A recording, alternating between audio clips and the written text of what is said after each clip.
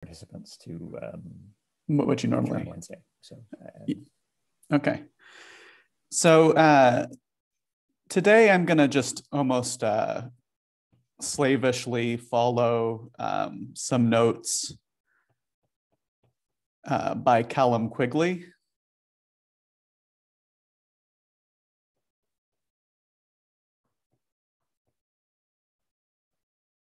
And I'm going to just try and give you guys like the rough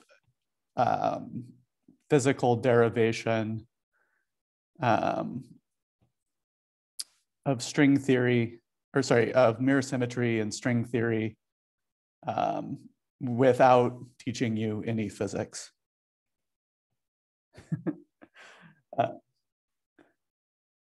But things are going to be pretty easy at the beginning, and then they're going to take like a rapid increase in difficulty in like the last 5 minutes, if that makes any sense. Like it'll just go vertical at some point.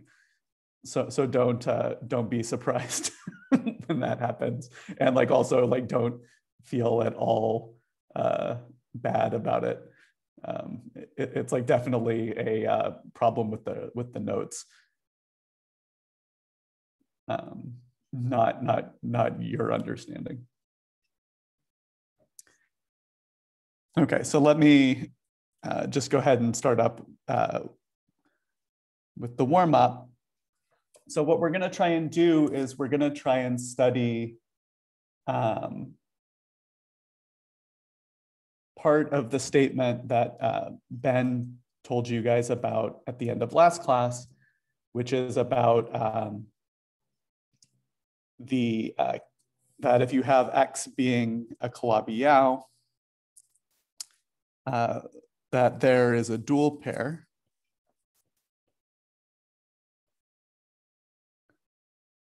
with the following property, that there's basically like a moduli space of Kähler deformations of X, and that'll be exchanged with the moduli space of complex structure deformations of X dual, and vice versa.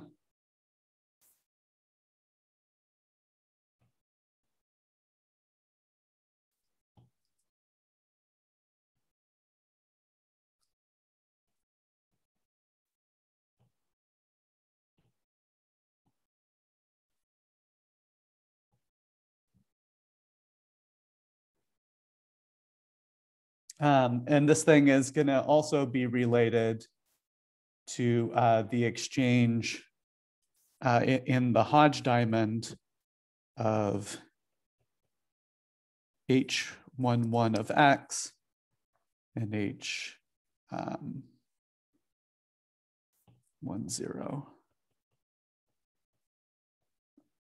of X dual. So this exchange is going to be related to this picture that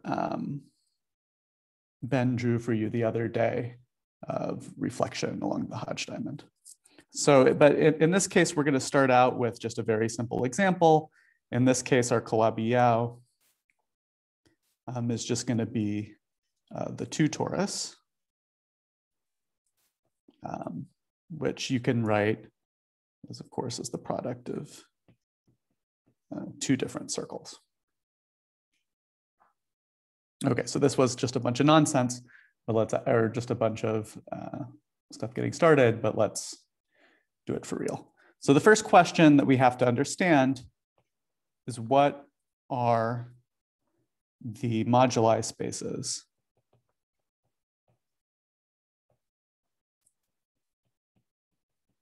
associated to the torus? And so first, we'll try like a very, very naive approximation.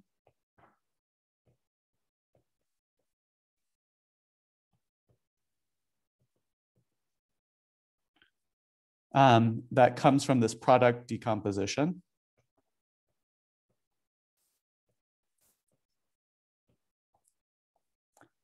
And one might guess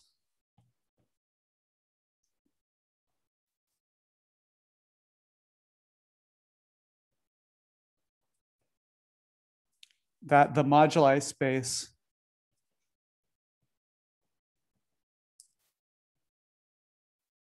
of tori is just R plus times R plus.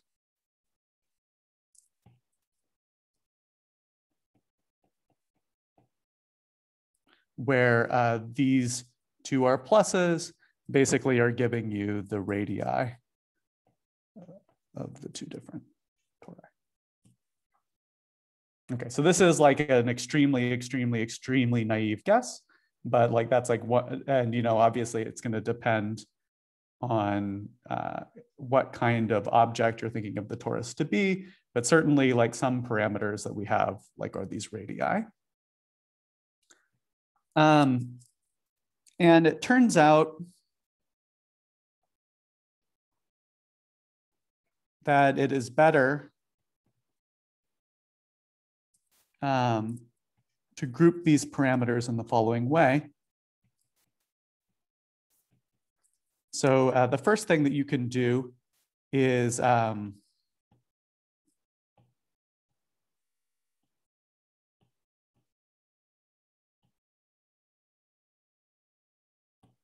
if you think of this thing as being basically a copy of R2 moduli or modulo the lattice R1 times Z times R2 times Z. So the picture that I want to have in mind is you think of your torus as having two directions, R1 and R2.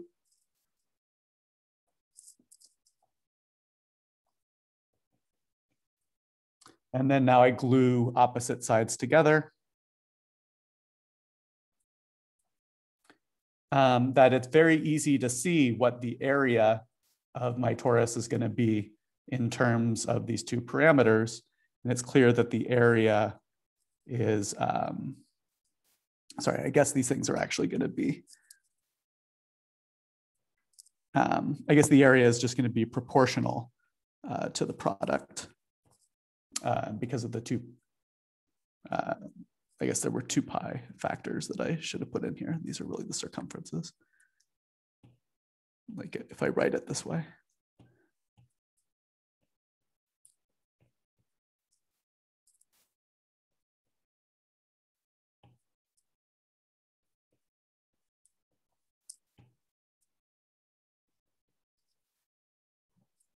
So this area is basically proportional to just the product of the two different radii.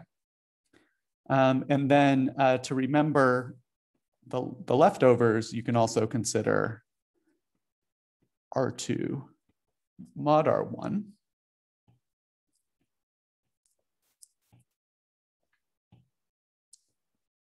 So this isn't quite the area, it's off by a factor of 2 pi, but this is what the notes do.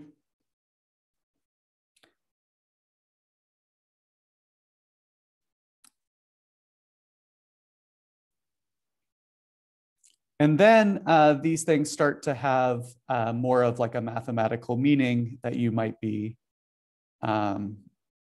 familiar with. So you know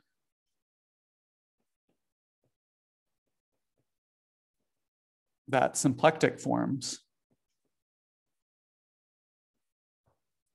on the torus are basically classified by their area.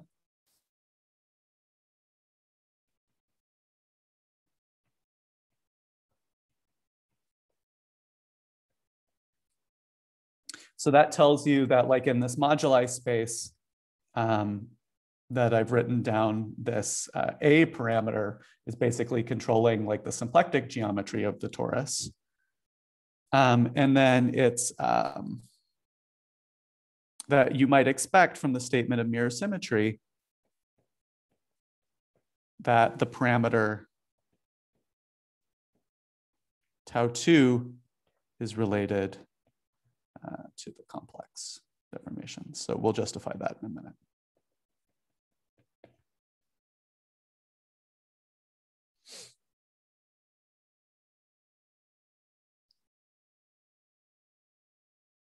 Okay, but just to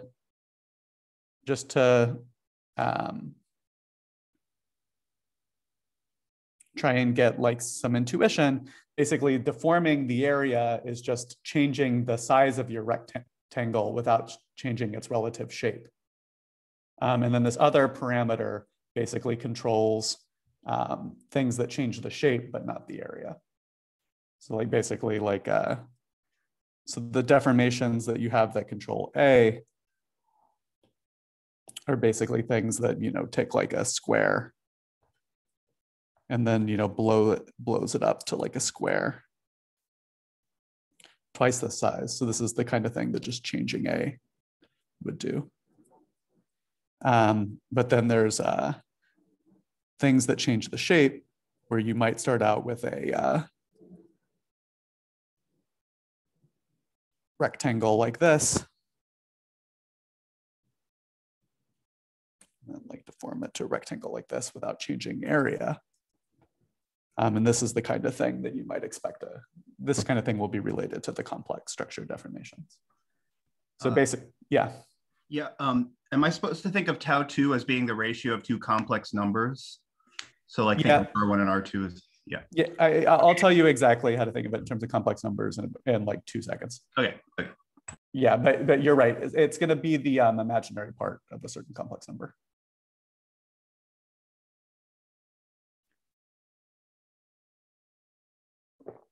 Okay, so let's, okay, so this was like way too stupid because, you know, I didn't really like talk about the complex structure on this torus at all. And like what I was doing was just way, way, way too naive. So we can try and study the complex modulus, the complex structure modulus in a more rigorous way. And this is probably very familiar to everybody. Or to many people, I should say, not to everyone. So the complex structure modulus is, you know, instead I should think of, if I want to remember the complex structure, I should think of my T2 as not just being a quotient of R, but a quotient of the complex numbers by the lattice Z plus Z times tau, where tau is a complex number, tau1 plus I times tau2.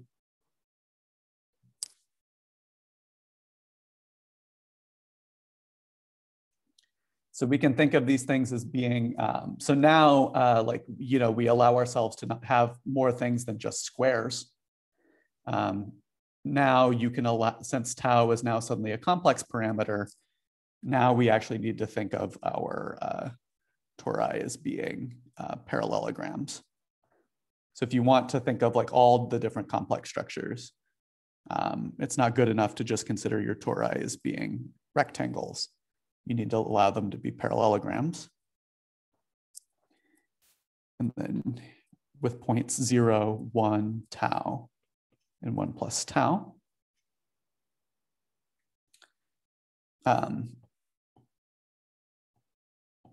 So then this roughly, well, okay, so then we can think just a tiny bit more.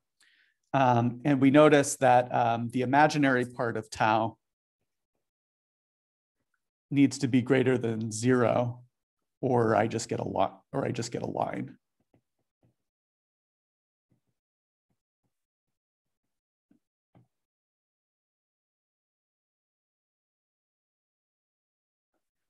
Second, one can see that tau bar gives the same lattice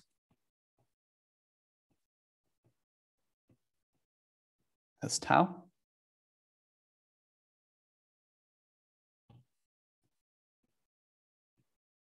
So I might as well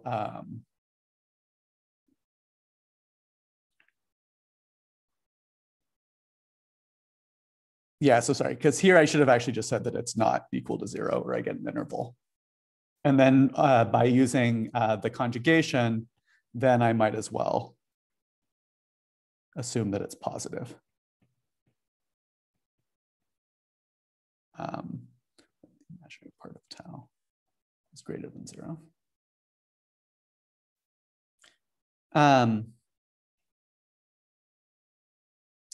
But there's one more symmetry. But it's also true that tau and tau plus 1 produce the same lattice.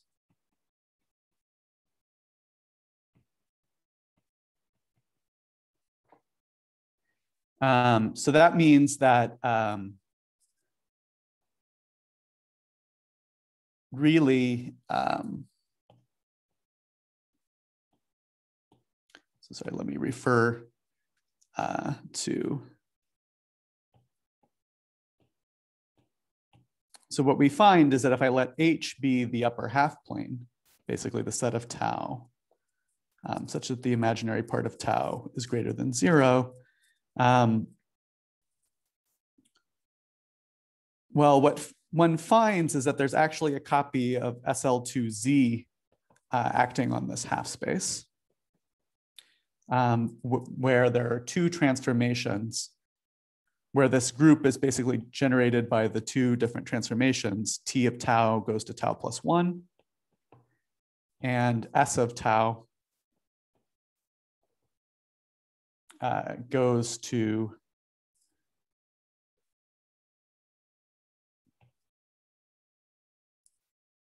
minus 1 over tau.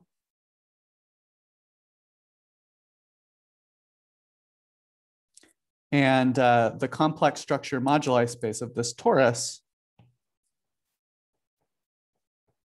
ends up being just the quotient of SL2 by H.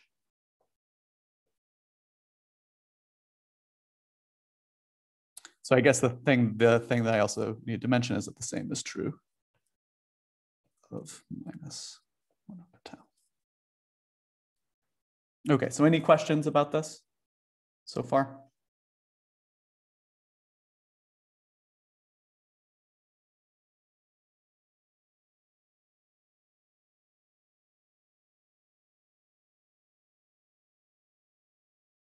So like actually, sorry, maybe I do have a question. I'm not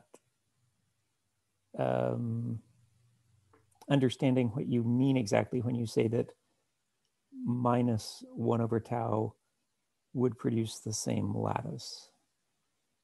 Yeah, so let's see. I mean, it's clear that tau and 1 plus tau literally produce the same set of, like the copy of Z2 sitting inside C2 generated by 1 plus tau and 1 is the same as the copy of Z2 sitting inside C2. Yeah, tau and 1. Yeah, so the problem is that when I say this, it should be true up to an overall scale. Ah, okay. Yeah, so let me actually be like a little bit more careful.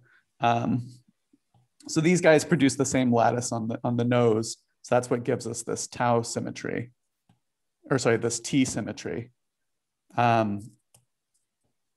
Yeah, the other. Yeah, so I guess I should be a little bit more clear that a more complicated fact is that tau and minus 1 over tau, which of course, this is just the conjugate up to a scalar. So we already know that the conjugate should be good. But this thing is just... I was actually going to ask about that too. I mean, because it's not, the conjugate also doesn't literally produce the same lattice. Yeah, so maybe we should check.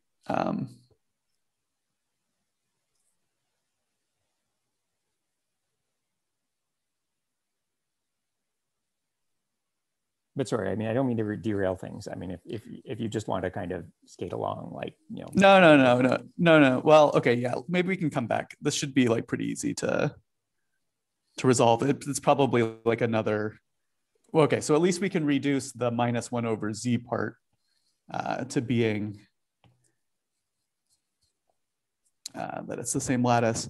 I mean, roughly like what you could say is that, again, it's the same thing about like up to a scaling, because like if you scale the first part so that it's integer, or if you scale tau so that its real part is integral, then, so that its imaginary part, do I want its real part or its imaginary part to be integral? So that one of its coordinates is integral, then you could just use the 1 to flip the sign.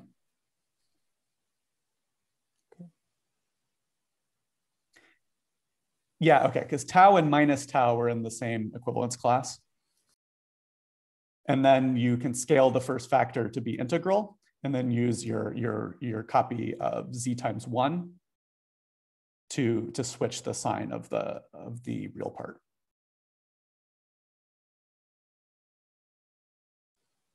Okay, thanks. I mean, does that make sense? So, okay, so what I was saying is that tau and minus tau are clearly the same lattice. Literally on the nose. So then now you can scale minus tau so that the real part is integral.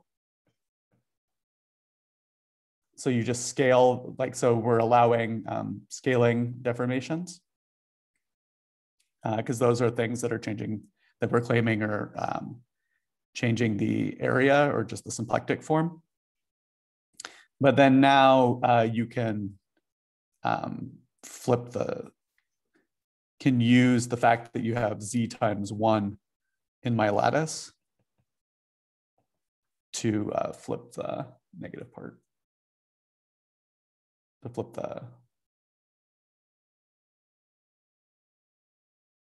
the sign of the real part.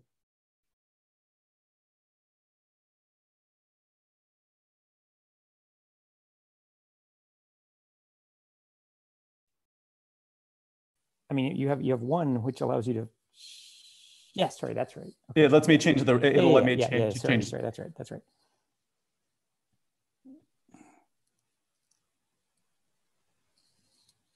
Okay, so that's, I think that's supposed to be the rough idea for why the tau and minus tau are the same.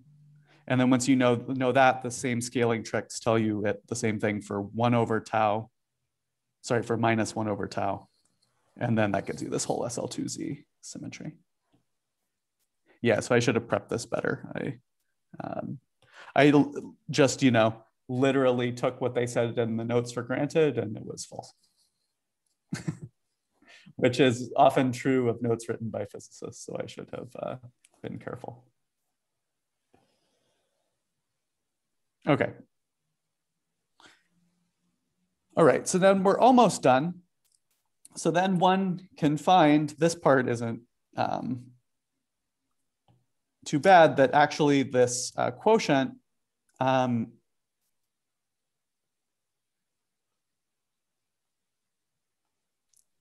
tells you that you can change the real part of your tau to lie in the interval between -0.5 and 0.5. Like just you have tau goes to tau plus 1 as your symmetry, so you can like put it into any you can put the real part into any interval of length 1 that you want. And so this thing is the same as just asking for all tau such that the imaginary part of tau is greater than 0, and such that the real part of tau lies between -0.5 and 0.5. But there was nothing special about -0.5 and 0.5. I just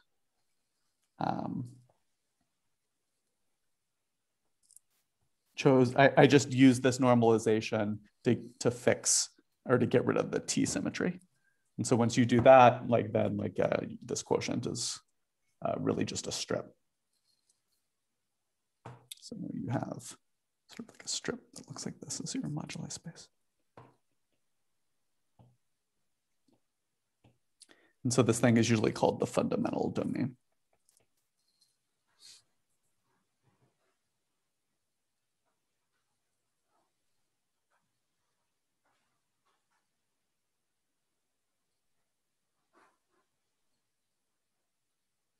Okay, so that tells us what our complex structure modulus is.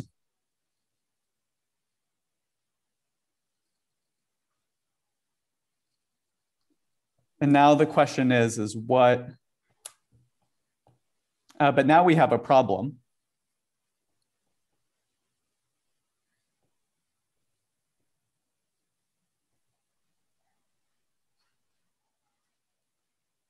So we claimed that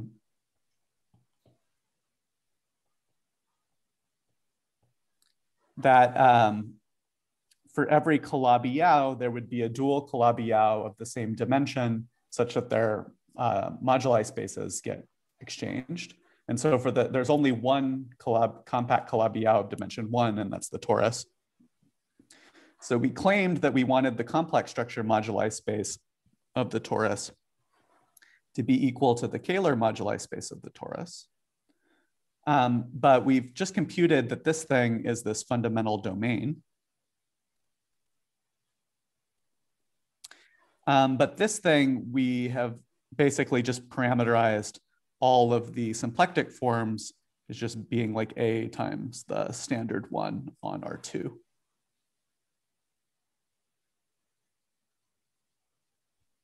Where A is a number in R plus. I think that was what we did earlier, where we had this A number being.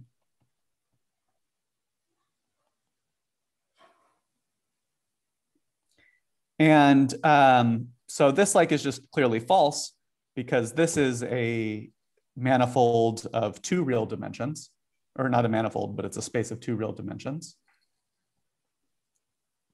Or I guess it is a manifold, but so this is a manifold of 2 real dimensions, and this is a manifold of 1 real dimension.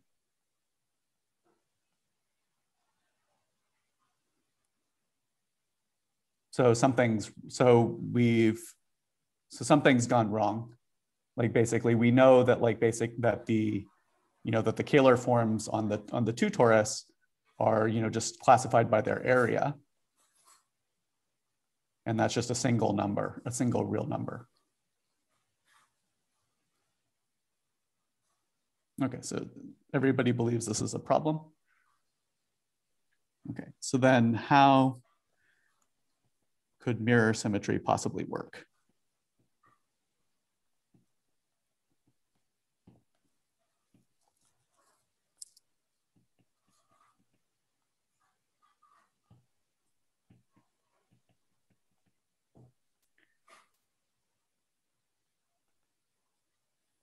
Okay, and so the answer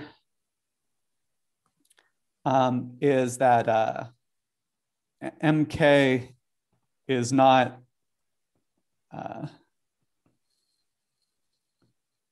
just supposed to be the moduli of Kähler structures. And the answer for what the what the extra piece is comes from looking at the physics of a sigma model with target the torus squared.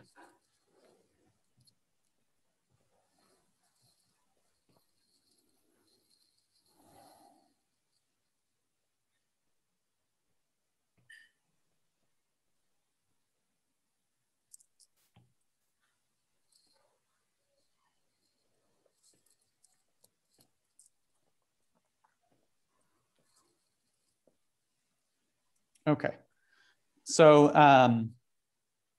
what I mean by that, by the sigma model, is we're going to try and study the physics of a field sigma, which is going to be a map from a surface capital sigma to a torus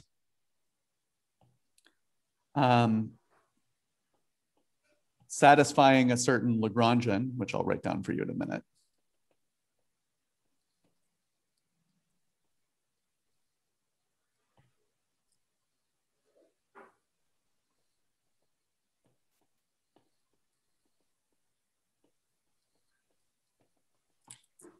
And when we try and write down this Lagrangian, we'll find that the area form on the torus enters into the equations for the Lagrangian, but there will be room for an extra term in the Lagrangian. And that extra term, it turns out, will let us complexify this scalar moduli space.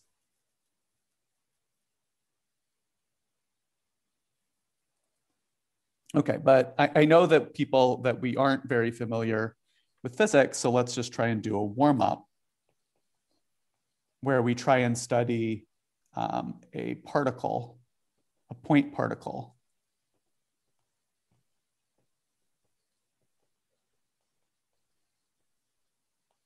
In moving in T2.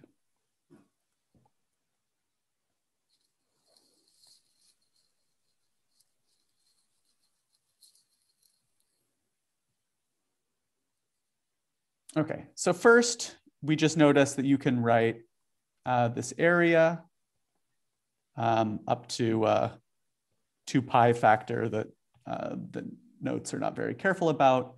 You can just write this as the integral over your torus of your Kähler form.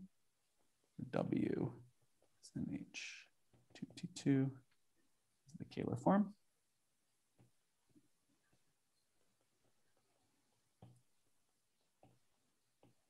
So this is just the classification that you're already used to. Okay, and so the point particle is basically the study of maps x, mu, c from a curve gamma into T2, subject to the following action principle. So the action of the field x, mu. So these, so in this case, there's just this x mu just consists of 2 functions, but I actually could have generalized this to have a point particle moving in any background, and then we could specify it to a torus later.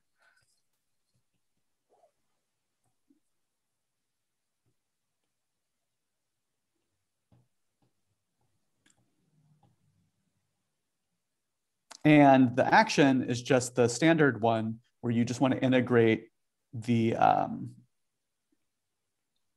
square root of the derivatives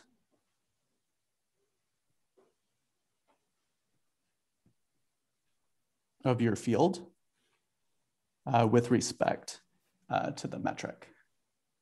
So this Kähler form, we also know can be expressed in terms of the metric is G J. So the metric and the Kähler form are equivalent data or similar data. And so this action depends on the metric, and hence it depends on the Kähler form.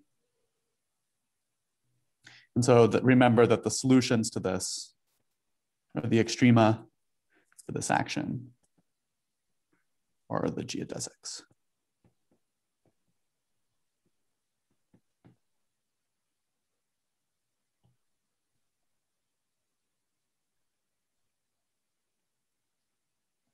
Okay, but you can deform this.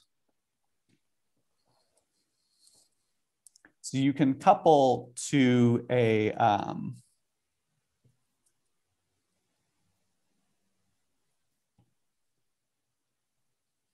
one form, A on X. If I'm a little bit more careful, which I'm not going to be, I should really think of A as being the connection on a U1 bundle over X. If you know what that means. If not, just think of it as being a 1 form. That's locally true for this connection. So what does that do? H1. Sorry, omega 1 of x. And so the way that you change the action is the following. So you can define a new action.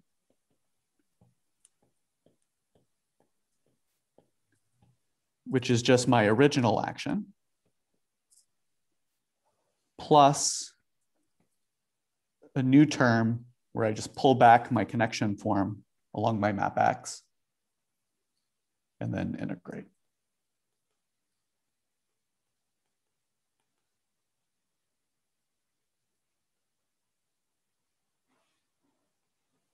Or if you wanted to write this like in coordinates, it would look like the integral over gamma. I mean, I think for mathematicians, you would probably prefer not to write this in coordinates, but if you want to write coordinates, it would look something like that.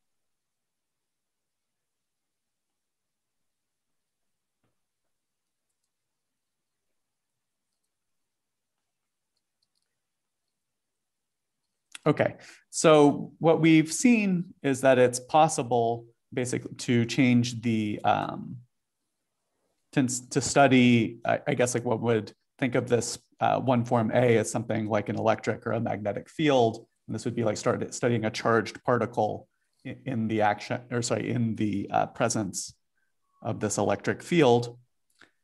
And what we're gonna do is we're gonna try and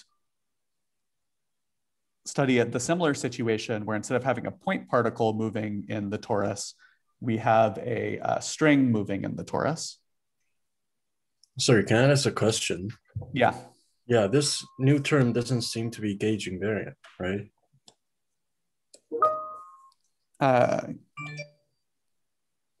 Like A transforms. A transforms is like A plus D phi for some yeah, so as long as your gamma is closed, it's not gonna. Oh, okay. So it's a like you're integrating over a loop. Okay. Yeah, so or like a loop kind of thing. Yeah, or you need to like impose appropriate boundary conditions, right? This is like normal. Right. This is normal when you have a when you have a manifold with boundary. Okay. Yeah, so thanks. I haven't said anything about what boundary conditions are on my map. But yeah, you usually have to impose that to make this true.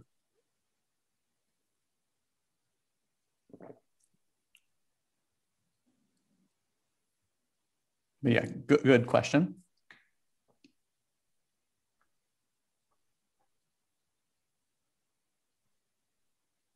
Okay, so now one can study a string in X. So now my map becomes a function of two variables, C and zeta. I guess I was calling this thing sigma before, but I'll defer to the notation in the notes instead. But the reason that people tend to call these things sigma models is because like in all of the classical literature, people call the map sigma, but I'll call it X to make it more similar to the point particle. So again, one can define an action on X, which will be some kind of an integral over sigma.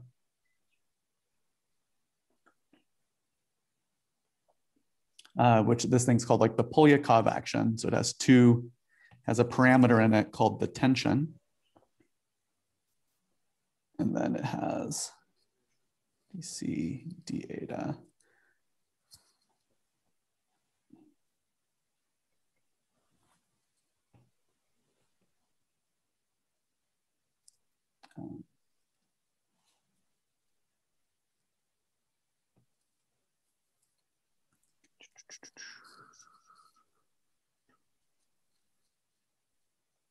Mu, and then again, I should pair this thing with the metric on my surface. yes, this mu nu. It's called the Polyakov action.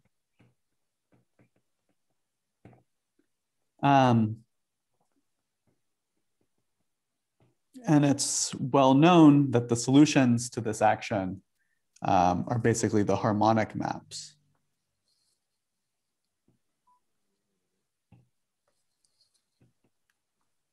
We won't use this in any way. Plus, there's some other constraints.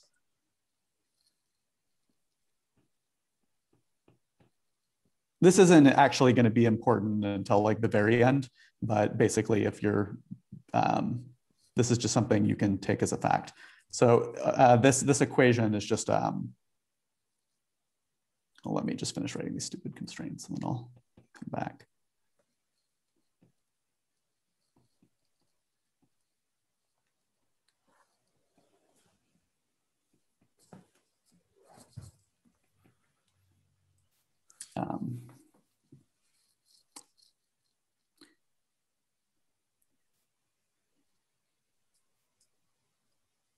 And then each of these should have a factor of this other metric.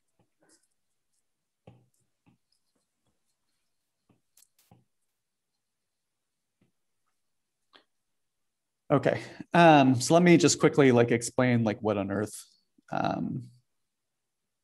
this action is doing. So this parameter here, this is the metric on sigma. This parameter here is the metric on x.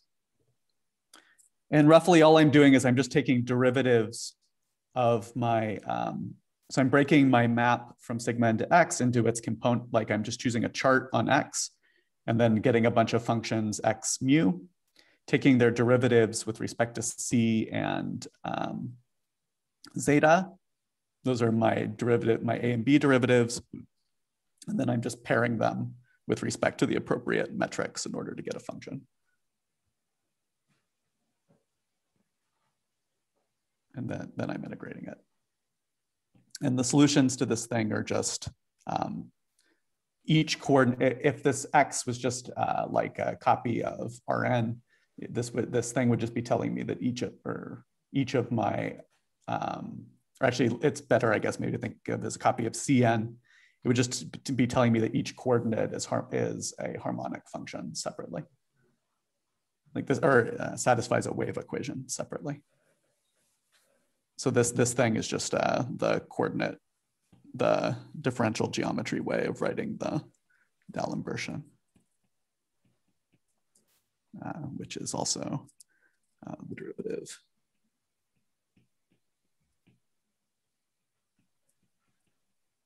So that's just the wave equation. Like if my surface happened to be just an R2 with the standard Minkowski metric, this thing would just be saying that each component of my map separately satisfies the wave equation. Okay, so we're not going to really like need this too much, but I just wanted to mention what the solutions and constraints are. But the important thing about it is that there's a deformation of this action.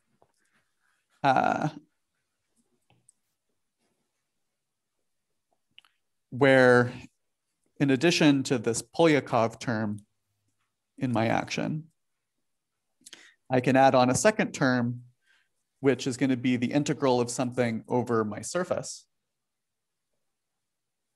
And then one can look at this other equation where in this last situation, I was integrating over a one manifold, so I needed a one form. And so it turns out that here I can add on any two form. This beta is a two form.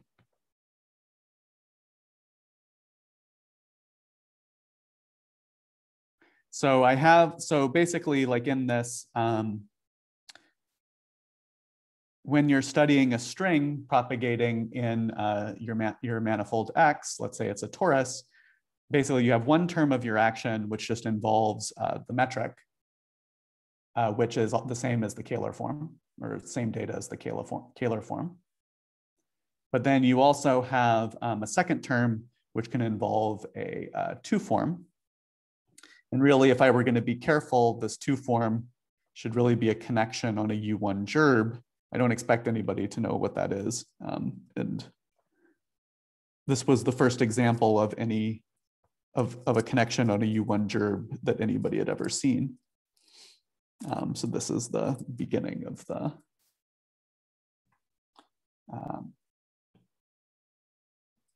story, but this thing is called the B field. But the point is that this thing gives us now an extra parameter that we can put into our moduli space.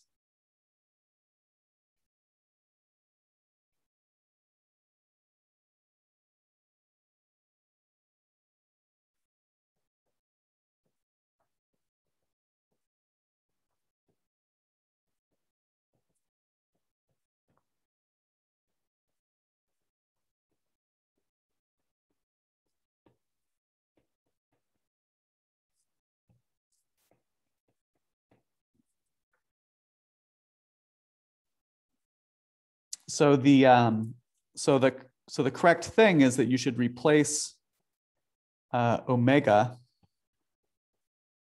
by the complexified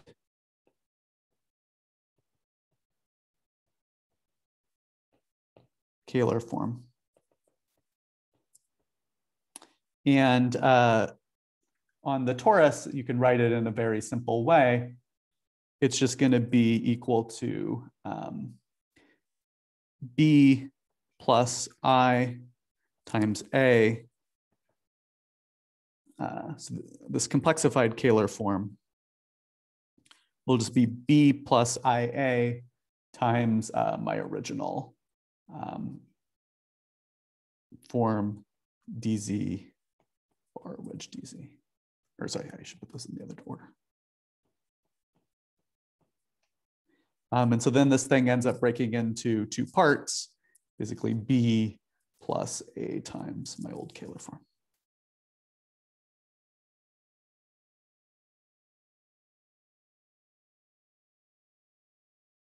And so this is going to be something that is actually in the 1-1 part of the cohomology of my torus.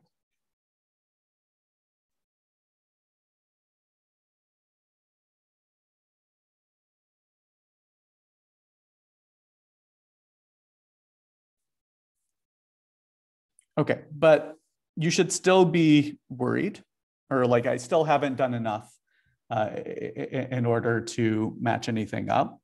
All I've done is just at least made my putative Kähler moduli space into a complex manifold, but I haven't yet shown that it's the same complex manifold that I had before. So we need to show that this B plus IA behaves nicely under SL2Z symmetry.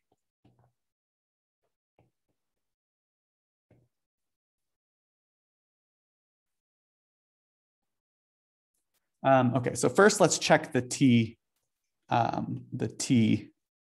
parameter, which is going to just send B to B plus 1.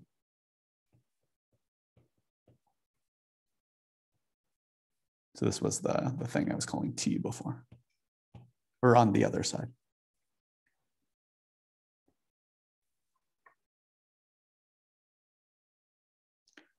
Okay. So the way that one sees that this is okay is one tries to look at the partition function of this 2-dimensional theory. So you should take the path integral. This is something that doesn't quite make sense, of E times S of the action. And what one sees is that this gets one part that just involves the Polyakov integral. But then there's a second part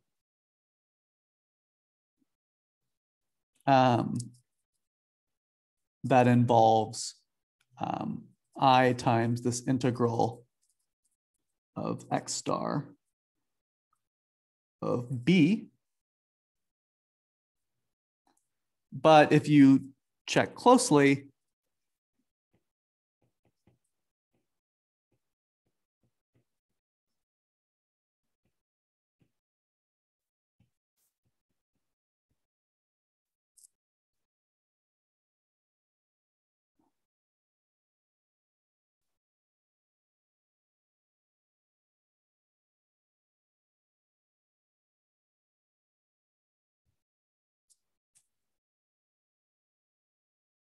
sorry, this thing should be, this integral just gives us back that number little b that I wrote down before.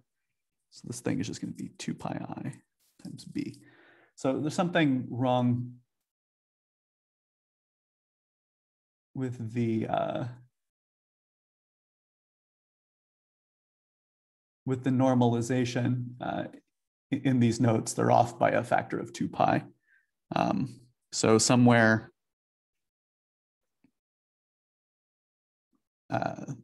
this, just like their a parameter was off by a factor of 2 pi, I think their b parameter is also off by a factor of 2 pi.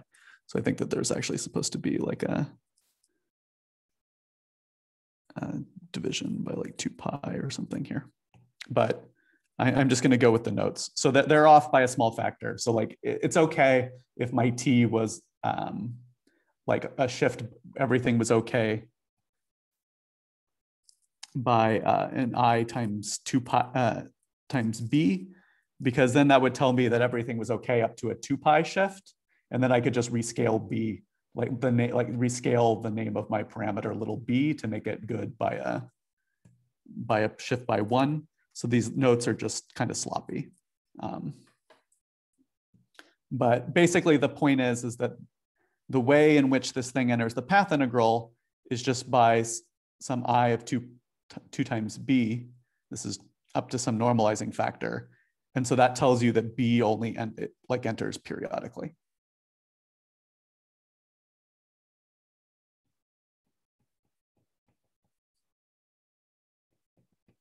Change the partition function.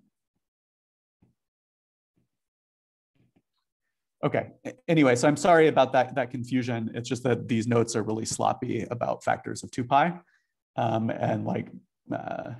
And so I actually think that if you read what they wrote, that actually I would get just a b here, but it really doesn't matter. I would just rescale it to fix it.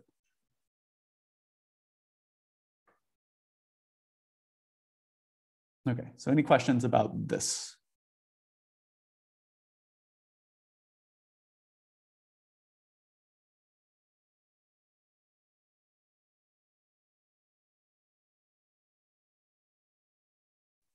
Okay, so now it's time for the harder symmetry. So now we need to check this S, which is going to send b plus IA to minus 1 over b plus IA. But let me assume that b equals 0, just for simplicity. So I get that it's supposed to send IA to I over A.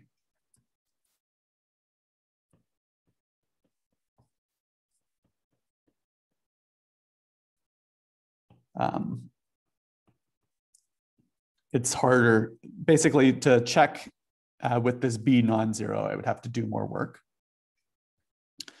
But this thing actually, like, I can't immediately just do some simple computation like I did in the last setting.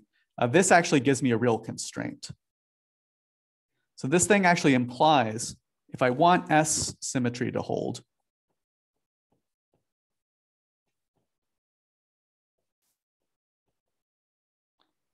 it must be true that string theory, or that the sigma model that I was studying earlier, treats tori with area A and 1 over A exactly the same.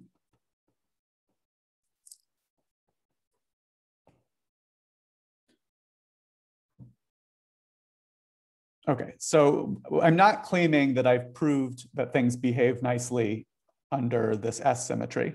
What I'm saying is that this S symmetry, that if this S symmetry is going to be a symmetry, then like this is actually telling me something interesting about that sigma model I was talking about earlier.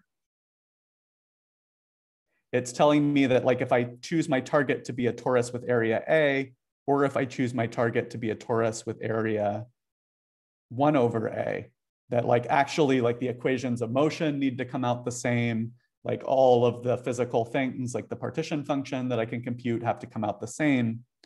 And that's like actually weird. Like nobody should, naively, you shouldn't expect this to be true, but it turns out that it will be.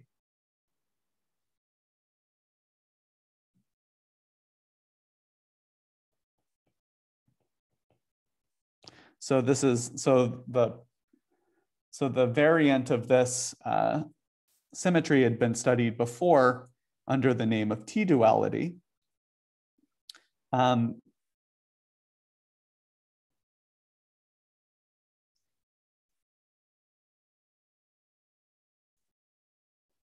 So if we look at the real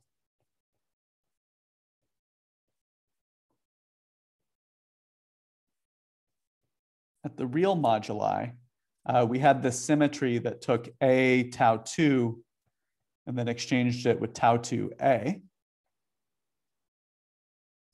But one can describe that by just saying that that's the same thing as inverting R1 goes to 1 over R1.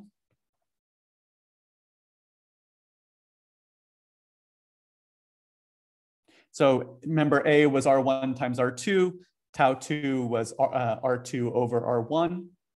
So if you swap R1 with 1 over R1, that changes, that flips A and tau 2.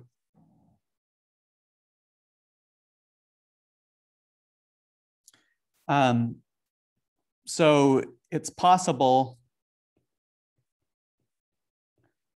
to derive the story for a sigma model with targeted torus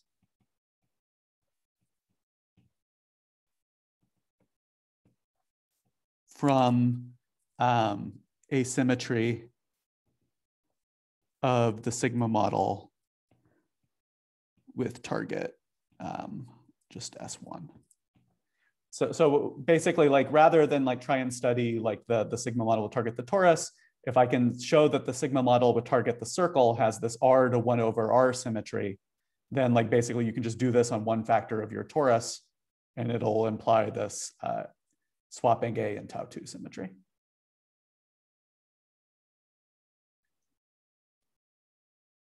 And so the name of this particular swap, when you're looking at a sigma model with target S1, this thing is called the T-duality.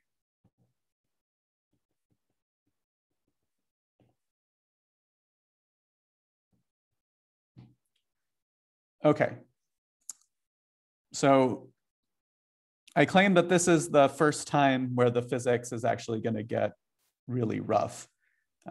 So I'm just warning you ahead of time that this derivation is kind of hard. And actually, in fact, like really the sigma model that I'm going to look at, if I want to actually embed this thing in string theory, I'm actually going to study a sigma model with target S1 times R1 with a 24-dimensional space. You don't need to do this, but this is like the way that that the physicists actually found it, is that they were studying the sigma model on a 26 with target a 26-dimensional Minkowski space with one direction being periodic. And then they found this T-duality relationship. And then it just turns out that you could have ignored those other directions.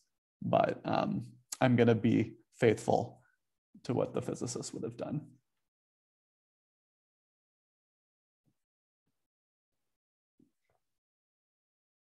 Okay, so our starting point is going to be Einstein's relation. E squared is c squared p squared plus m squared times c to the fourth.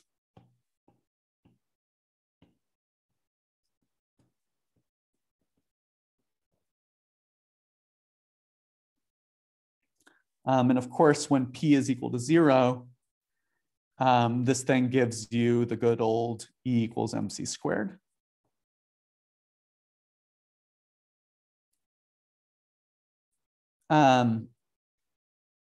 Sorry, and actually I should say one other thing. I'm not going to manage to prove a duality between these two string theories. I'm just going to check that they have the same spectrum.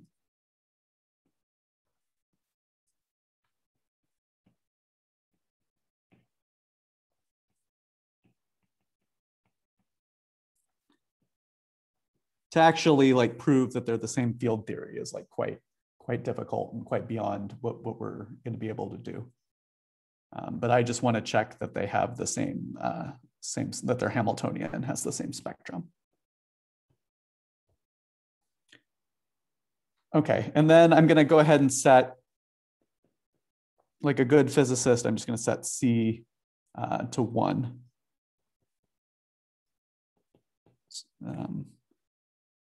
So this thing just becomes p squared plus m squared.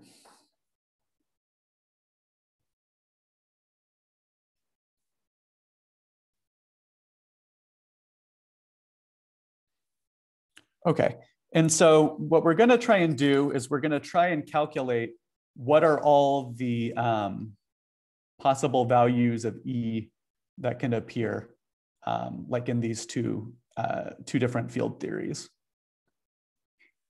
You know, these are going to be like eigenvalues. If you're doing quantum mechanics, these things would be like the eigenvalues of the Hamiltonian. And we're going to show that these two field theories like have the same spectrum. And that doesn't tell you that they're the same, but it gives you like some evidence that maybe that they could be believable, or that they could be the same. Okay, so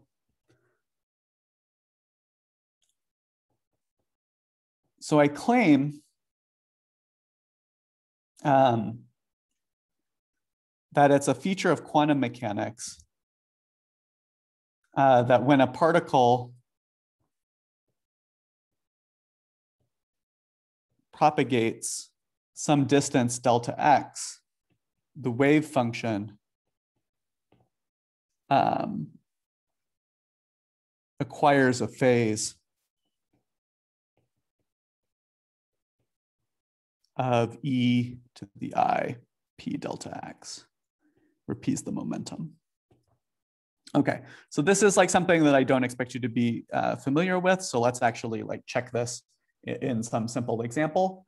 And then like hopefully this will give you enough information to get by. But before I check it, let me just tell you what this thing would imply. So this thing is would then imply that anytime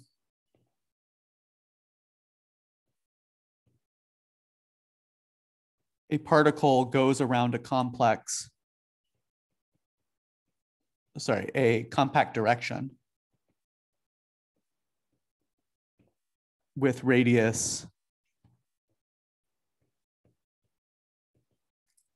r, the momentum must be of the form P equals n over r, where n is an integer. So what this is going to tell us, I mean, again, we haven't derived it yet, but what this is going to tell us is that anytime you have compact directions, you should expect that momentum is quantized. Like it only takes discrete values instead of continuous values.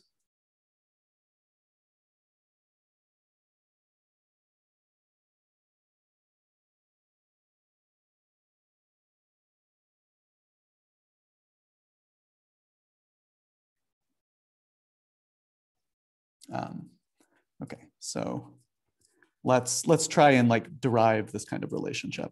So let's consider a free point particle propagating on a circle of radius r.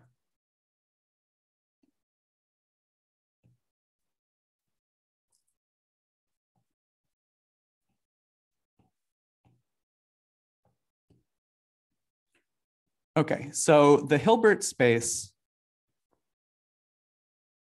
of the theory is going to be something like L2 functions on r minus 2 pi r times z.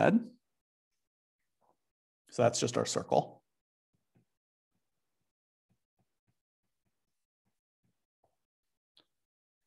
And because it's a free theory, our Hamiltonian is just going to be half the momentum squared. And I should say that this is not relativistic, in case you know more. And I don't know, so Ben was doing this geometric quantization with you. And basically what the geometric quantization was supposed to let you do is realize functions on the phase space, which I guess in this case is T star of R mod 2 pi RZ.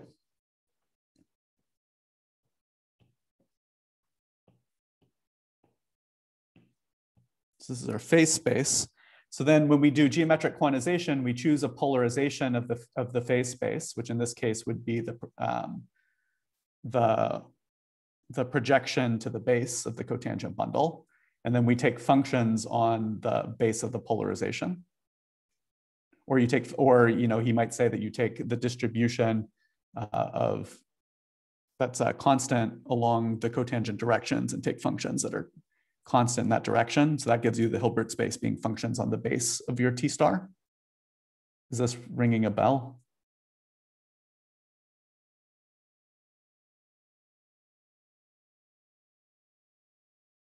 Jeremy? Okay, yeah. Sorry, it's just hard when you're just talking out into space and can't actually react. And then what it tells us is that you should be able to realize any function. So this function half p squared, this is a function on my symplectic manifold. And what geometric quantization tells me that I should be able to do is realize it as an operator on my Hilbert space. And it ends up just being the operator, take the derivative, squared. And I think that if I'm really careful, if I'm in, depending on my signature, there may or may not be a minus there. It doesn't affect things once I square. Okay, so then now to compute the wave function, I want to try and find the eigenvalues of the Hamiltonian. So like the time-independent Schrodinger equation.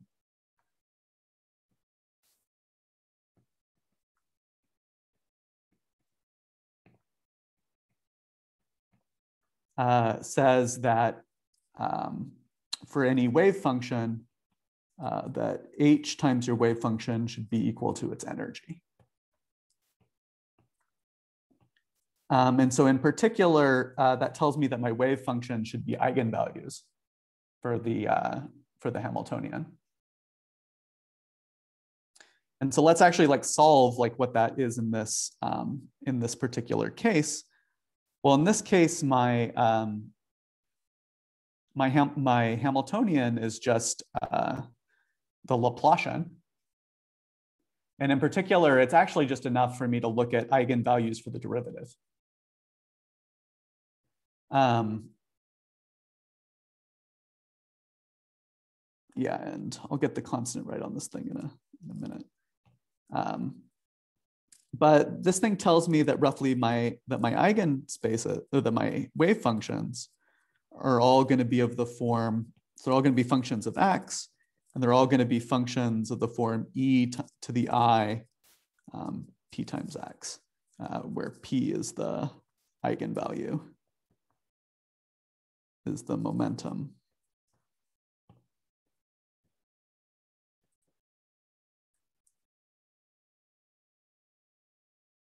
Yeah, so I guess I'll just keep this like that. Okay, and then the energy is just going to be equal to p squared.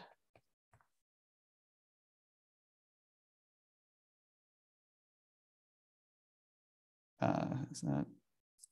Oh, I'm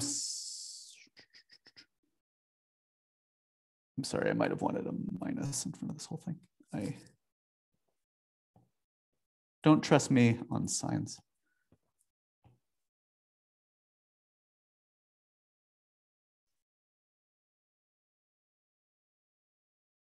Well,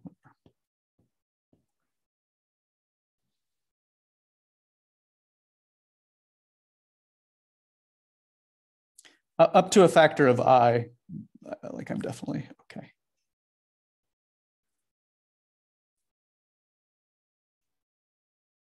Okay, so then this tells me that my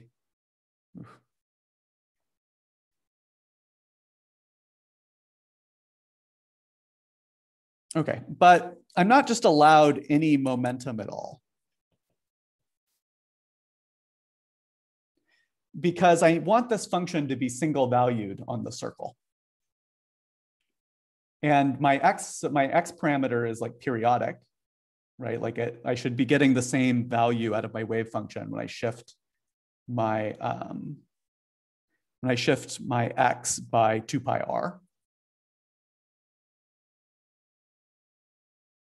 So that gives me like a constraint.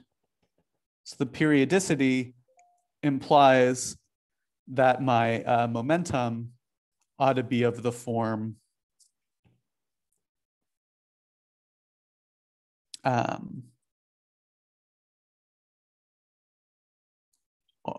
n over r, where n is an integer.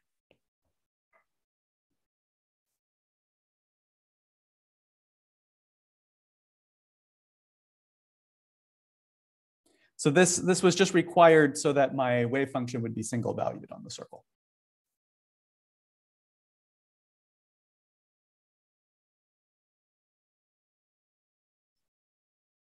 Because I need one, I'm solving the equation, 1 is equal to e to the I p times 2 pi r.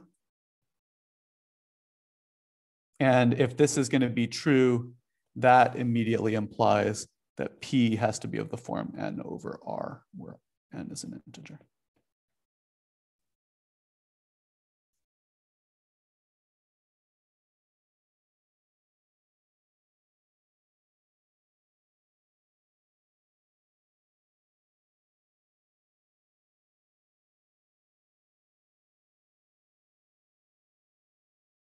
Okay, so this basically is in a simple setting. This is the justification of the claim that I made before. So that it's just generally true that like when you're studying like the way a particle propagating in space, then as the particle moves in space, it picks up a change of phase, which is roughly the form e to the I p delta x, where x is your amount of change. And so if you're going around, so if your particle is going around a compact direction, you have to get the same phase when you come back to the same point in the circle. So that tells you that your momenta aren't allowed to just be any real numbers. They have to be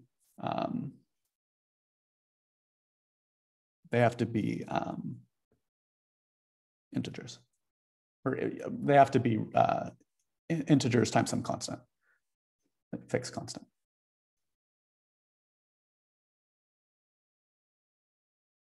Okay, so what this thing would have told us is that if we were studying a particle moving on T2, then basically the energy is always going to be something that looks like n squared over r squared plus m squared. Because the energy is just the momentum squared in this example. Or sorry, not on T2, on this one.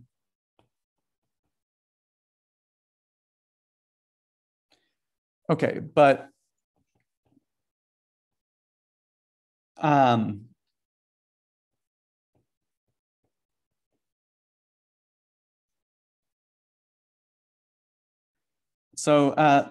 there's an observation that if r were extremely small,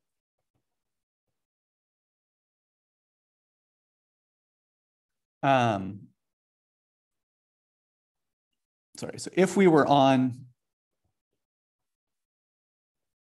S1R times some big Minkowski space, and R is extremely small,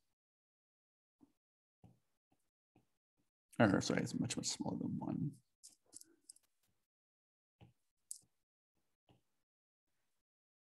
Then any observer unable to see the circle because it's so small would think of this contribution n over r squared to the energy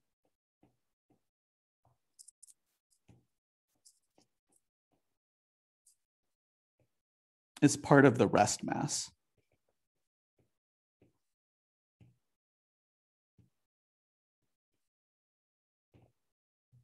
It's like basically if you were looking at a particle that was like traveling around in a circle, but the circle is so small that you basically like can't see it, then you would just think that this contribution to the energy, this n squared over r squared term, you would think of it as being like basically part of the rest mass.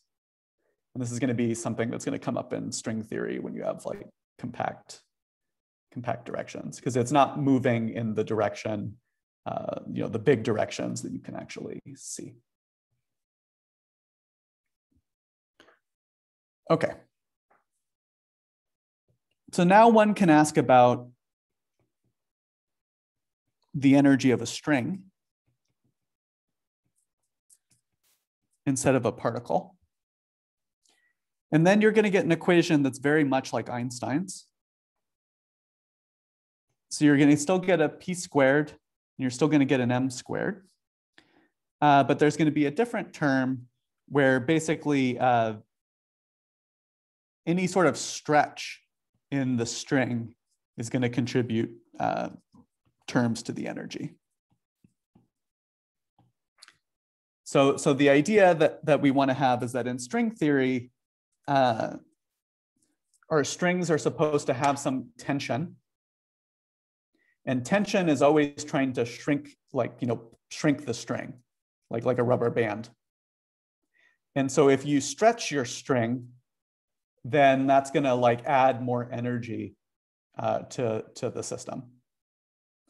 And basically, there's a constant in the theory called the fundamental length that basically tells you how much stretching the string adds to the energy. But I'm just going to set that to 1. And then strings will have no intrinsic mass.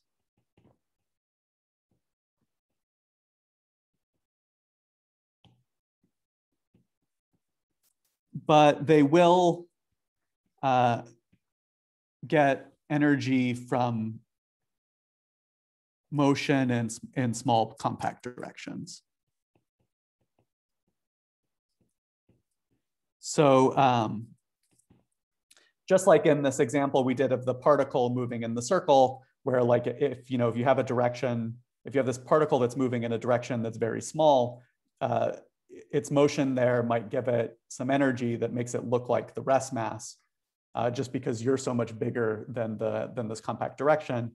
And so this m squared term for the string, that's going to end up being some term that's going to count like how much energy the string has from moving in small compact directions.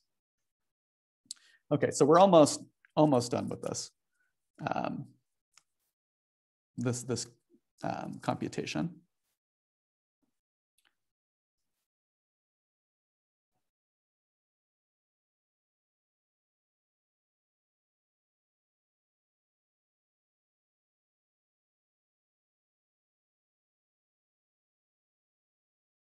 Actually, sorry, it might actually even need to be small directions. In this case, they just might be from motion or just from vibrations.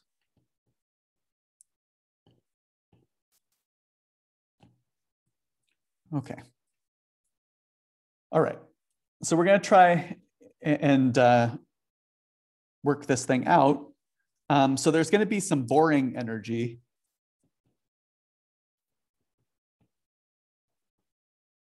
That's not going to be particularly important, coming from the vibration of the string in the transverse directions in our this one. So basically, like if you pick like a coordinate that's not this S1 coordinate, it turns out that this string is going to have some motion, which is going to have some interesting momentum.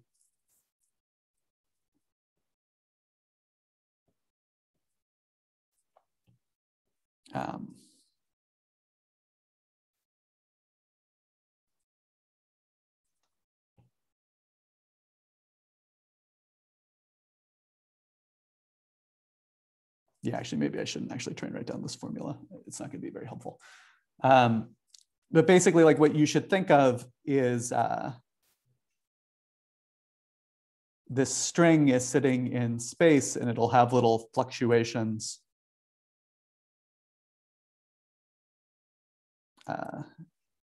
from like in the transverse directions to the world sheet. And you can basically classify these by just doing Fourier analysis on the circle. And basically what one will find is that you have a bunch of different integers, which basically tell you how many, like what the wavelength is of the oscillation, and then an amplitude.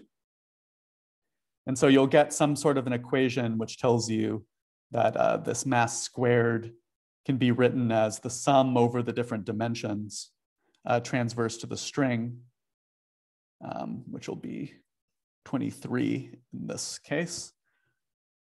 And then there'll be some sum over each Fourier mode will contribute some factor of n, where this is just some discrete parameter, and then there'll be some sort of an amplitude. But this is not going to be very important to our story. So there's going to be some contribution to the energy, which is going to end up looking like this. But we're running short, so I want to actually get to the interesting part of the energy. Sorry that this is not super clear. But I want to get to the interesting part. The more interesting part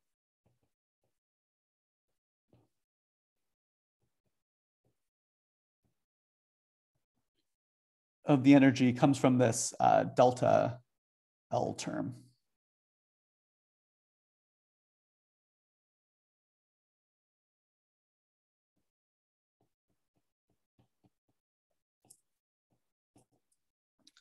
So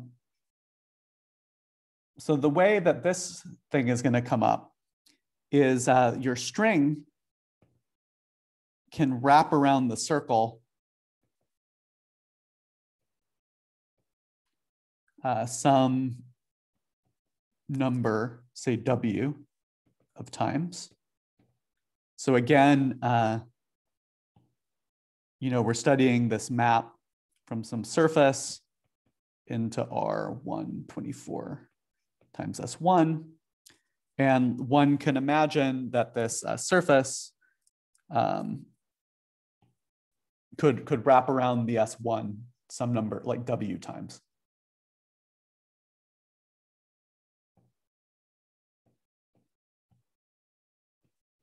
Like for example, like if this surface was just like a cylinder, like one could imagine that that cylindrical direction could just like wrap around the like the string a bunch of times. And like that number is going to be this number W.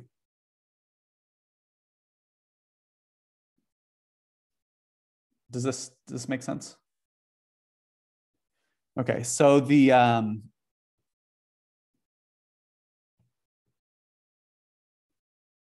so then the change in the length, or like how much the string is stretched out, can basically be computed in terms of this number that it wraps around this circle of radius r. And it would basically be 2 pi r times W.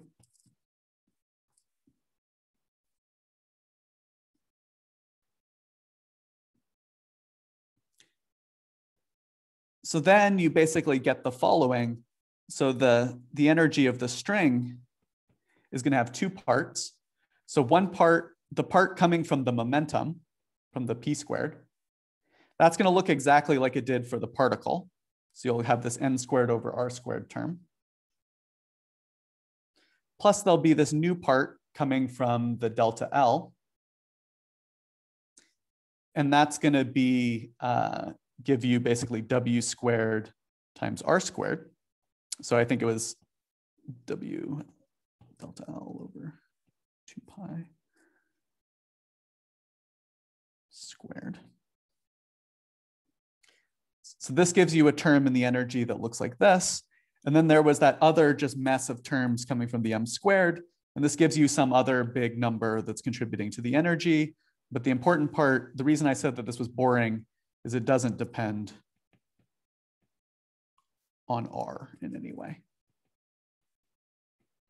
Because this term was just about the vibrations and the directions that were not the circle. So there's like just some extra boring constant like on the energy. And so what we find is that the energy spectrum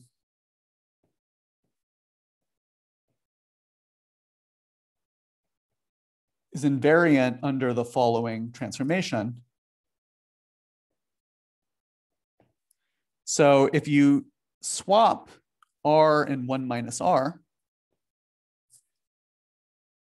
then that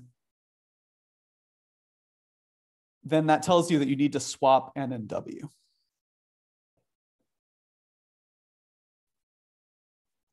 And so if you swap these winding modes with the momenta,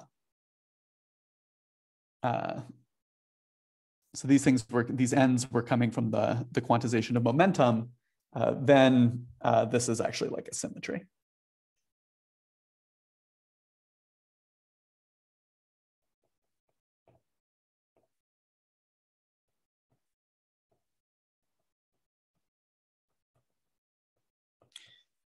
And like if you're more mathematically inclined, this thing is roughly saying something to the effect of like, if you look at L2 functions on Z times S1, there's a Fourier transform, which swaps this with L2 functions on S1 times Z, and it kind of swaps the momenta and the winding modes. Sorry, if you think of this as living inside of like the loop space of S1.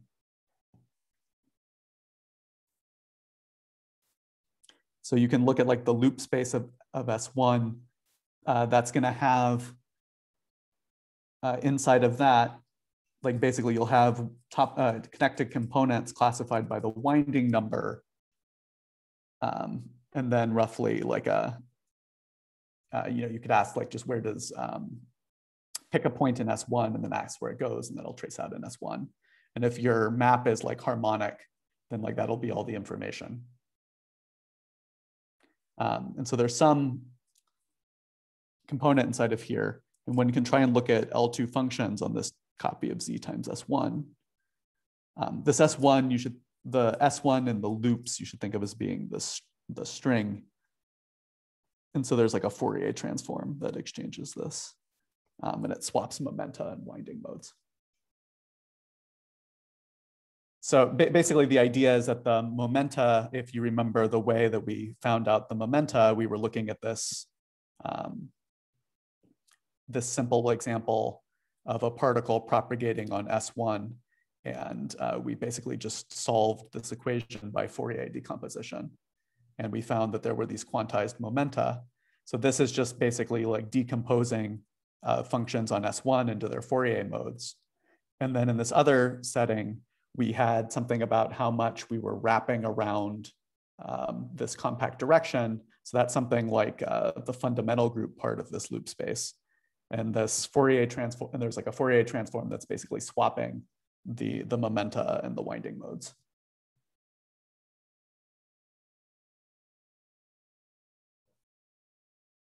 Okay, and so maybe this is the spot that it's a, oh, actually, sorry, maybe I'll say one extra thing, and then I'll stop. There is like a better way of seeing this duality and the swapping of winding modes, but it takes a little bit more work. But let me just really quickly reconnect this thing back to the Hodge diamond. So what we found, so in summary, this T duality was equivalent to this saying that S was a symmetry of this complexified Kähler parameter.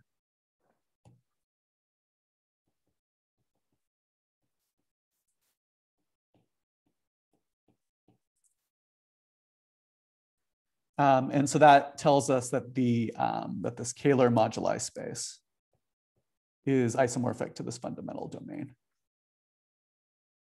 This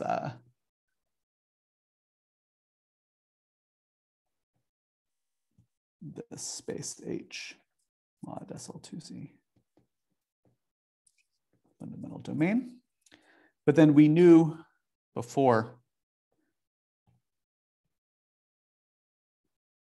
that the complex structure moduli space of the torus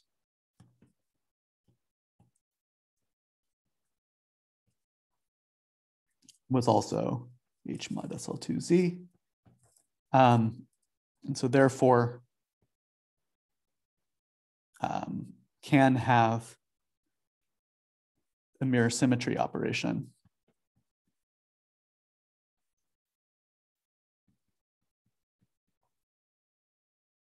which swaps them.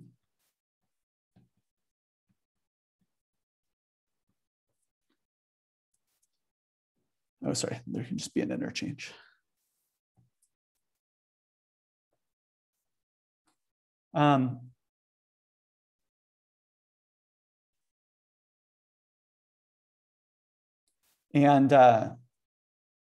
just to relate this thing to the Hodge diamond, that we have this complexified Kähler modulus, which is just this B plus IA, which is equal to the integral of this of something in 1 plus sorry, this thing here. So let me call this number rho. So I have a number rho here. And this is something that lives in H11 of the torus. And it turns out that the complex structure moduli space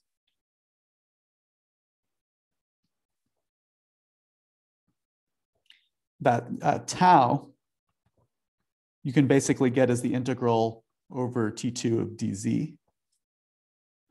But dz is inside of H10 of the torus. And so this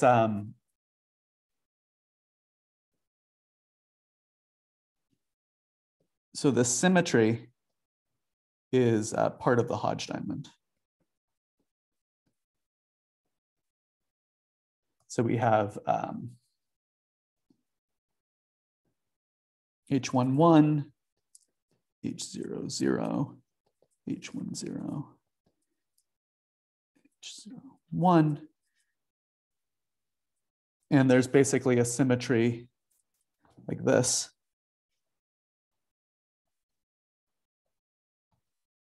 And this is swapping the Kähler moduli space.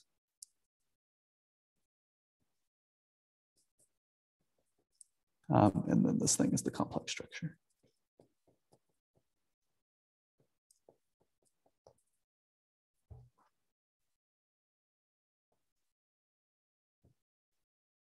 So, but it's a little bit stronger because like the mirror symmetry just tells you that like these two complex vector spaces get swapped. But I'm actually telling you something about this SL2Z symmetry inside. And like that the fundamental domains get matched up. Okay, so maybe I'll stop. I think that was pretty rough.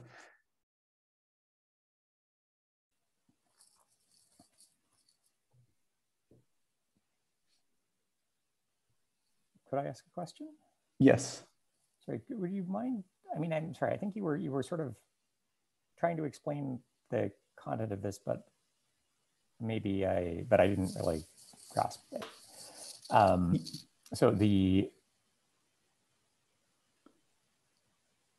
So we have these two spaces, the Kähler moduli space and the complex structure moduli space, which you actually showed are isomorphic abstractly and also in fact are swapped by this mirror symmetry. Yeah. So the first thing is that so I guess the things that I would say is that if I were trying to summarize it, the things that I would say is that first, if you try and compute the Kähler moduli space and the complex structure moduli space of a Calabi-Yau, for example, the torus, if you do it naively, you will find that one of these things is like a complex manifold, and the other thing is like a real manifold of half of the dimension, and that there is like no way that such things could possibly match. So then like one has to search for a way of complexifying the Kähler moduli space. Yeah, okay. And that thing comes from the fact that, that this mirror symmetry is supposed to be coming from string theory. And like, it's not in this, and that the thing that you're actually interested in is not like, what are these, not the intrinsic geometry of these Calabi-Yaus. You're actually interested in like, how can these Calabi-Yaus be probed by strings, like maps from surfaces. And when you think about that, you realize that the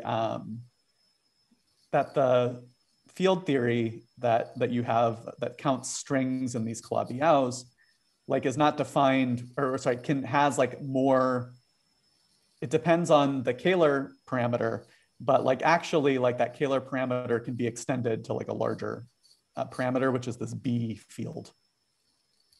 Yeah, okay, sorry. So I think the thing, so I think I just... Yeah. So then now you have two moduli spaces of like two complex moduli spaces. And now like one can ask like what happens to them. I guess also part of the hard thing was you needed to verify that there was, that like a priori, I just told you something about two complex numbers, but they're really only defined to an SL2Z symmetry. And that was the hard thing that I just spent like a long time failing to explain why they should both be invariant under SL2Z. Yeah, but I mean, no, I mean, you know, I think the overall picture is kind of clear. But the question that I wanted to ask was really,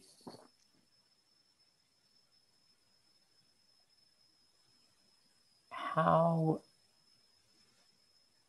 do I, like, let's say that I believe all of that and I want to recover the mirror symmetry statement, like the Hodge diamond symmetry statement.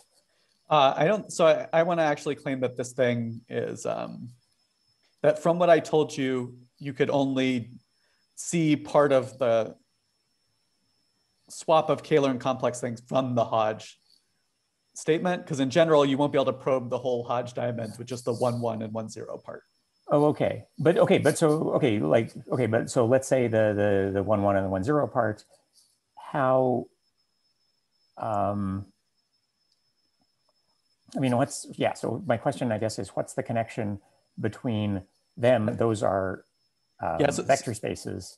They're not this funky, fundamental domain thing. That's right. So the fundamental domain lives inside of these vector spaces. Oh.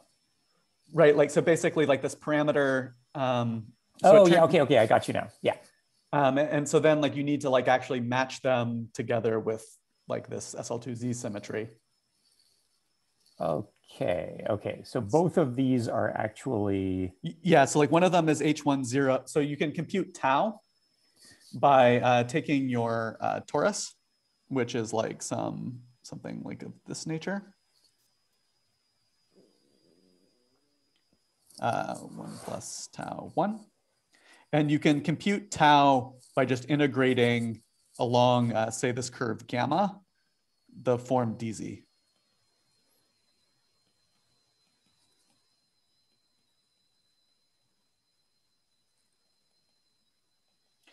So basically,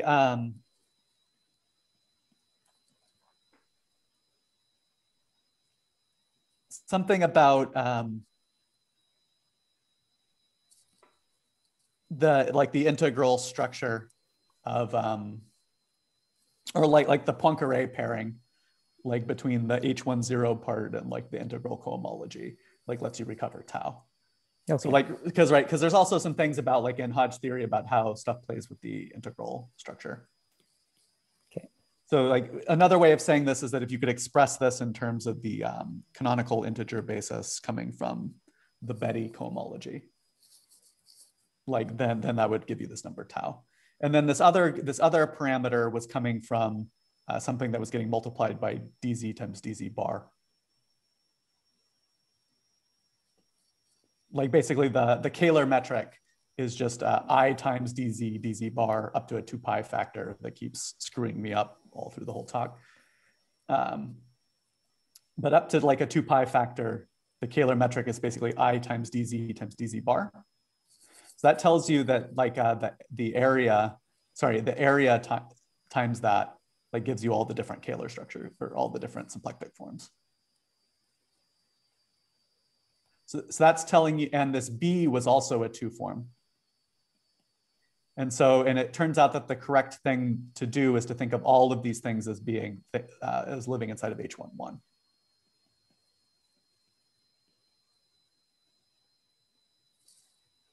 So the sum of the B field and the Kähler form basically live in H11, and then like the Hodge symmetry will swap that with dz. Or sorry, it'll swap this rho times dz with dz, and then you'll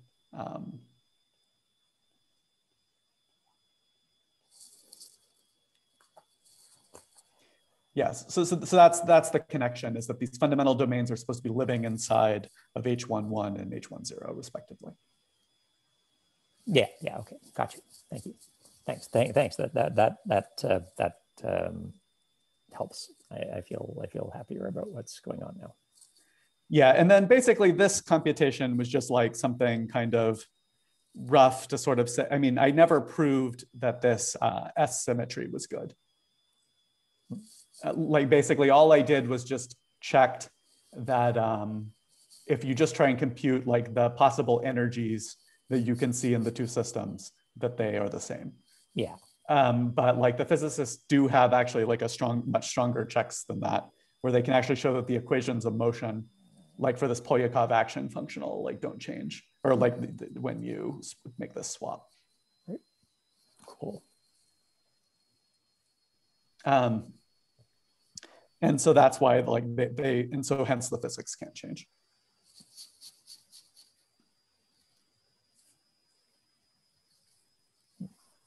I have a question. Yes.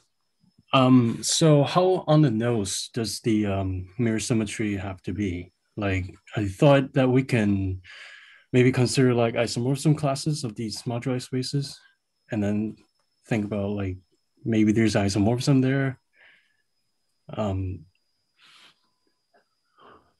Sorry, when I'm having a little bit of trouble. So, like, does it have to be in like mirror symmetry? Does it have to be an isomorphism on the nose for the moduli spaces themselves?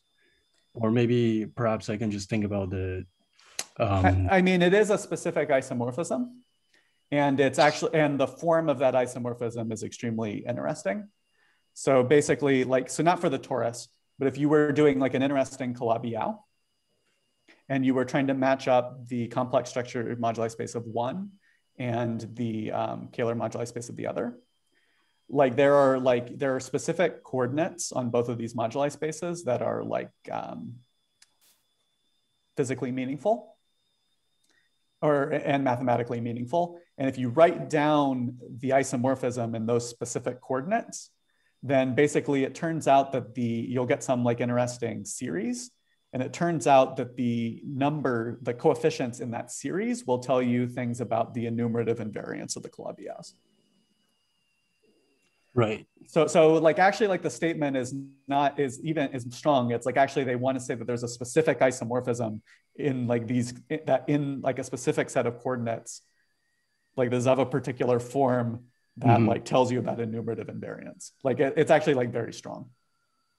So for the torus, like you can just do that. There's actually like a kernel, like an integral kernel that you can use to give you the exact isomorphism, and it's pretty easy.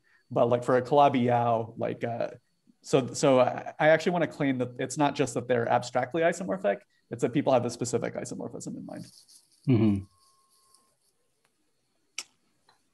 Yeah, and that isomorphism is cool. Like tells you cool stuff.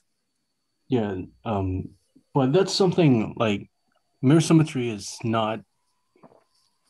I mean, it's just been demonstrated, right, in several examples. Sure. Because I was thinking, like, maybe if we can just look at on the complex structure side, just look at the like complex structures up to reparametrization, have a weaker form of mirror symmetry. Sorry, I mean like up to which kind of reparameterization? Because they are already just up to complex reparameterization. Like, so if you ask like your these classes that you're giving to give the complex structure moduli, like it is invariant up to reparameterizing your Calabi-Yau by holomorphic reparameterization. Ah, right, yeah. But basically, like if you want to do it with like just diffeomorphisms, say, just smooth reparameterizations, then then I don't know what to say. Okay, I see. But it is true that in both of these cases, like like to know that all your symplectic forms are just classified by the area, right? I was already using on the Kähler side that like I could just use a symplectomorphism to make it constant, like to make my form just a constant form. So like on the Kähler side, it was very obvious that I was using the fact that I'm only considering things up to symplectomorphism. Right.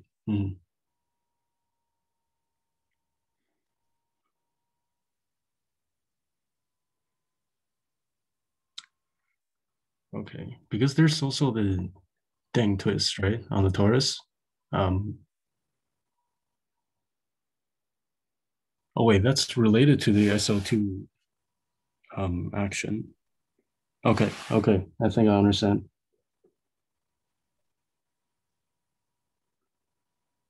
Okay, thank you.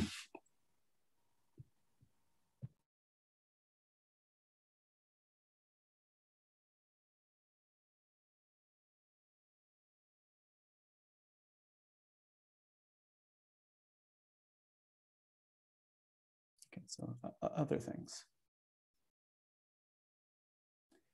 Yeah, in case any of you like actually care, it's actually like a better thing that isn't in the notes for checking this exchange of winding numbers and momenta is you can actually just try and solve the Polyakov equation, like the equations of motion from the Polyakov action functional.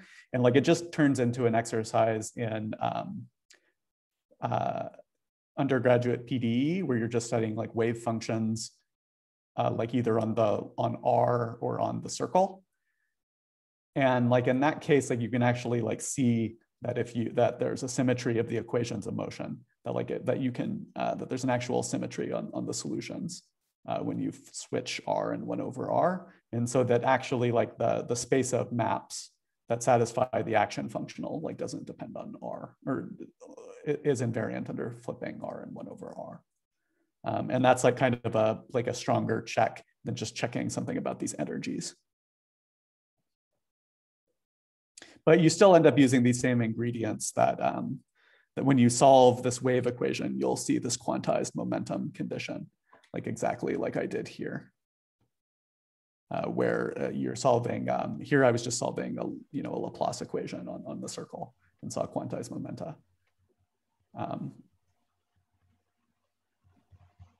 But I actually found like the more advanced argument like to be like a lot more clear than this elementary one that was in the notes.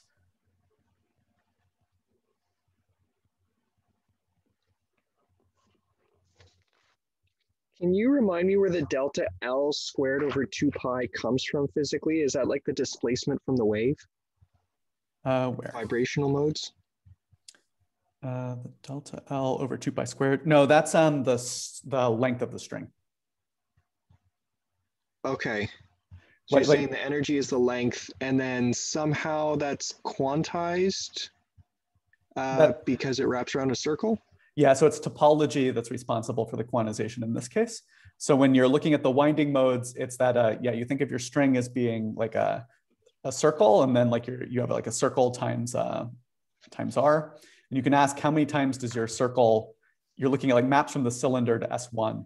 And those are like up to topologically, those are classified by an integer, which is which is something in pi1 of S1. And that's what's responsible for the quantization of this length. Right. Okay. But and then on the momentum, it was basically the this Fourier analysis that was responsible for the quantization. Mm-hmm. And then there was this other term that was dumb. This N term, capital N. But then like the mirror symmetry basically tells you that if you swap the momentum parameter with the topological parameter and then exchange R and 1 over R, then that is a symmetry.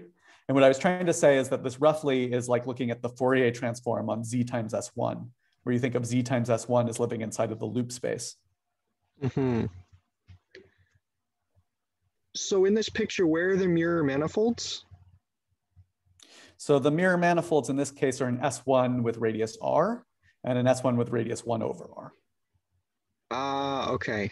And then if you want to then promote it to the torus, you just take your torus, with one radius being R1 and one being R2, and you just switch the R1 using this T duality.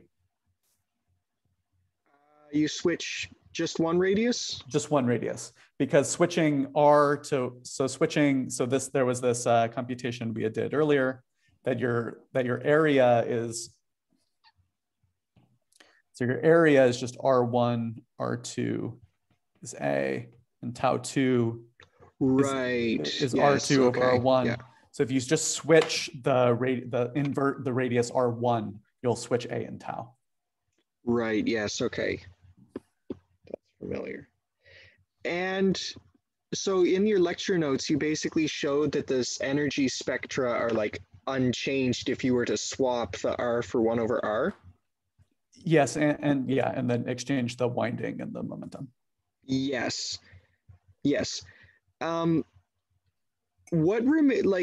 I've seen like a derivation from David Tong's lecture notes where you can actually sort of go through the path integral and make these interchanges, and you find out that you get the same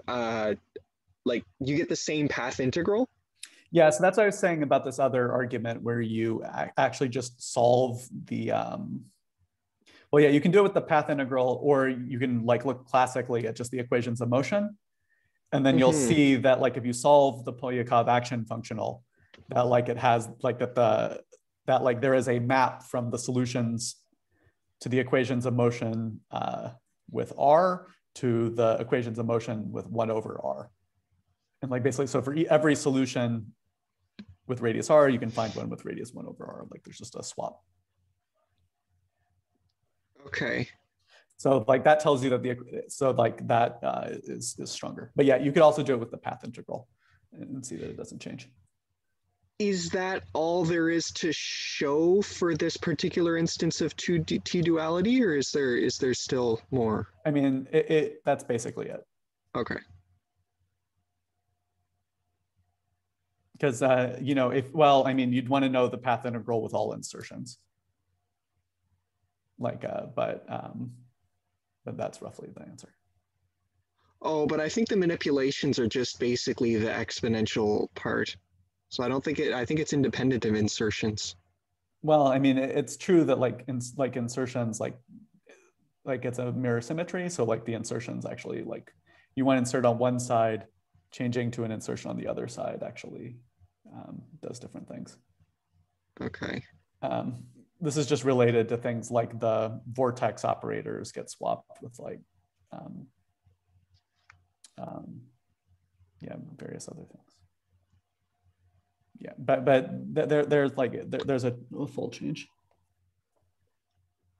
Oh, so your vortex and what other line operators come from insertions? I mean, they are, yeah, you can insert them into the integral. Right, okay.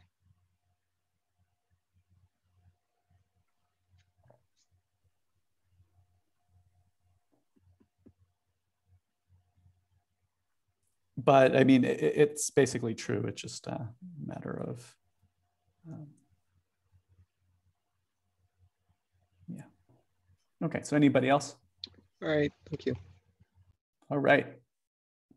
Yeah, sorry this was a little rough. I noticed some mistakes in the notes as I was going along.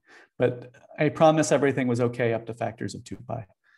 Oh, another thing that confused me in the lecture notes is the difference between capital B and small b, especially on this page. Capital B is B dz dw. Okay. And lowercase b is just the scalar. Okay.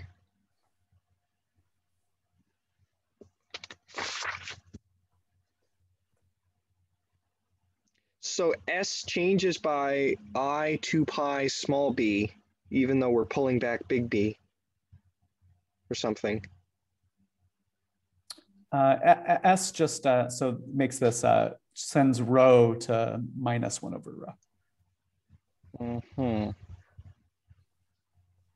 Yeah, so that's like also interesting, right? It's mixing the B field with the scalar form.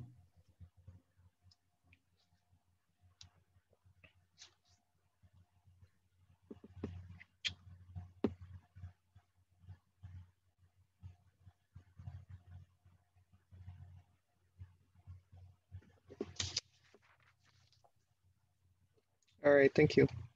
Yeah. All right. Bye, guys.